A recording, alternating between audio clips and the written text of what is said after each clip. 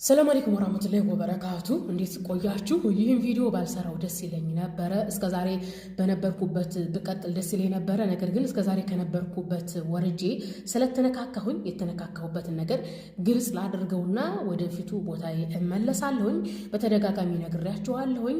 ንጽጽር የጀመርኩበት ትልቁ ምክንያት የፕሮቴስታንት ሚሽነሪዎች በየገጠሩ አካባቢ ድሃውን ማህበረሰብ የማያውቀውን መሀይሙ ማህበረሰብ በጥቅማ ጥቅም በስንዴና ዘይት በተለያዩ መሰረተ ልማቶች እያታለሉ ተተኪውን የሙስሊሙን ትውልድ እየሰረቁ እንደሆነ ባየው ሰዓት ነው ወደ ንጽጽር የገባሁበት ምክንያት። ኢቭን ፌስቡክ ላይ ንጽጽር ስጀምር ኢትዮጵያ ውስጥ ንጽጽር የሚሰራ ሰው ማንንም አላቅም ነበረ። በቃ በንጽጽር ታሪክ ማቀው ሼህ አህመድ ዲዳትን ረሂመሁላህ ረህመተን ዋሲአን እና ዶክተር ዛኪር ነው። አላህ እድሜውን ያስረዝመውና ማለት ነው። እና ፌስቡክ ላይ ሳይ አንድ ቢኒያም የተባለ የኦርቶዶክስ ዲያቆን እሱ በቀጠፈው ቅጥፈት ዙሪያ መልስ የሰጠበትን የኡስታዝ አቡ ሀይደርን ቪዲዮ አየሁኝ። ኡስታዝ አቡ ሀይደር ኢትዮጵያ ውስጥ ንጽጽር እንደሚሰራ አወኩኝ ማለት ነው። እና እንዲሁ እያልኩኝ ያው በቲክቶክም እዚህ መጣሁኝ። አጠቃላይ ንጽጽር የጀመርኩበት ዋና ዓላማ ፕሮቴስታንት ድሃውን ማህበረሰብ በጥቅማ ጥቅም እንደሚገዛ እስከሆነ ድረስ ወደፊትም የምቀጥለው በዚሁ ነው። ዛሬም ነገም ሶሻል ሚዲያ ላይ የሚሰራው በዚሁ ነው።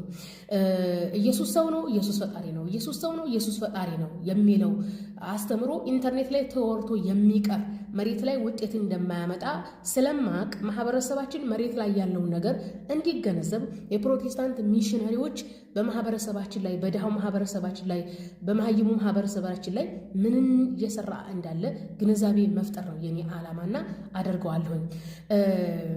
ነገር ግን ፕሮቴስታንቶች ማህበረሰባችንን በዘይትና በስንዴ እየገዛ ነው የሚለውን ሳውራ የማይወዱ አንዳንድ ለፍዳዳዎች አጋጥመውኛል።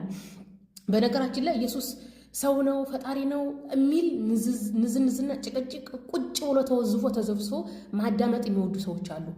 ኢየሱስ ሰው ነው ፈጣሪ ነው የሚለው እንኳን አይደለም ለሙስሊሙ ለራሱ ለክርስትናው አልጠቀመም። የፕሮቴስታንት ሚስዮኖች ኢትዮጵያ ውስጥ ሲመጡ እኮ መጽሐፍ ቅዱስ ይዘው ሲዞሩ ማንም ዞር ብሎ ያያቸው አልነበረም። ስለዚህ ያደረጉት ነገር ምንድን ነው?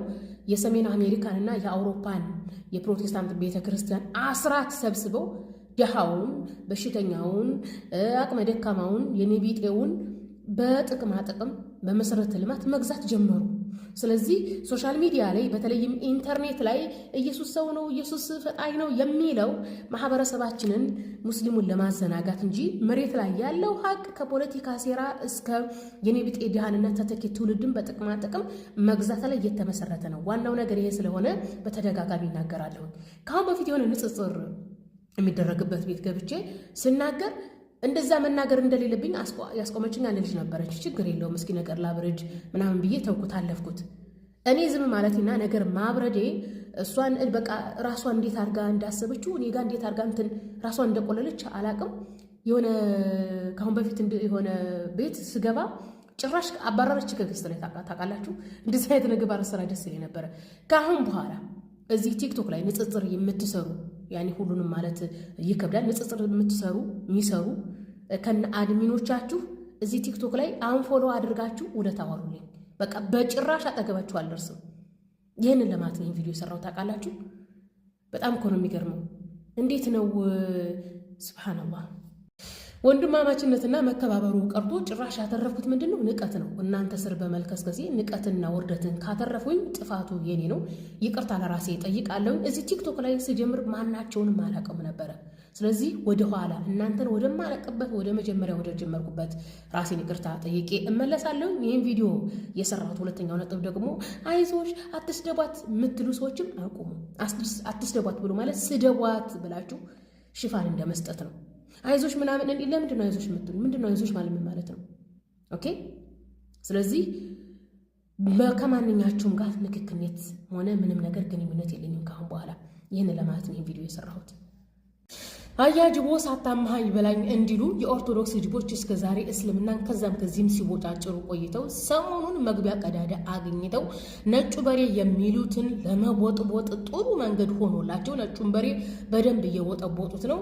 ጭራሽም ትናንትና ያያዘ ልደታ የተባለና መንጋዎቹ ስዕል ፎቶ አምጥተው ሲያጫርቱ ነበረ። በነገራችን ላይ ኦርቶዶክስ በነጣላና በከበሮ በስዕል የቆመች እንጂ መጽሐፍ ቅዱሳዊ እንዳልሆነች እስከዛሬ በተደጋጋሚ ነግሬያችኋለሁኝ። ኦርቶዶክስ ዶግማ መጽሐፍ ቅዱሳዊ በነቢያት በሐዋርያት የማይታወቅ ቄስና መነኩሴ ነገስታት የመሰረቷት ብቻና ብቻ ናት ብያችኋለሁኝ። ስለዚህ የምትደምቀው በስዕል በነጠላ በጧፍ በከበሮ ነው። ከዛ ውጭ ምንም ነገር የሌላት ናት እና የኦርቶዶክስ ጅቦች እስከዛሬ ሲቧጭሩን ከርማ አሁን ላይ መግቢያ ቀዳዳ አግኝተው ነጭ ወሬ እየወጠቦቱት ነው። ክርስቲያን ወገኖቻችን እንደው በሙፍቲ ሞት ምናምን ለምትሉ ሞኞች እናንተ ነጭ በሬ ተበላችሁ የነጭ በሬ ምልክት የተደረገባችሁ እናንተን የሚቦጠቡጧችሁ ናቸው። ስለዚህ አሁን ታፋችሁን ነው ያገኟቸው። የማትጠነቀቁ ከሆነ አሁንም ድረስ ነጭ በሬነታችሁን አውቃችሁ ጥቁር ቀይ በሬ ተብለን እኛ ምልክት ከተደረገብን ጋር ወንድማማችነታችሁን አውቃችሁ በሬነታችሁን አውቃችሁ ወደኛ ካልተጠጋችሁ እነ ጅቦ ነጭ በሬ ብለው ሰይሞ እያነከቷችሁ ነው። ሊያነክቷ በቃ ማንከት ጀምረዋል። እነዚህ ጅብ ከማንከት ውጭ ሌላ ምንም እንትን የለም።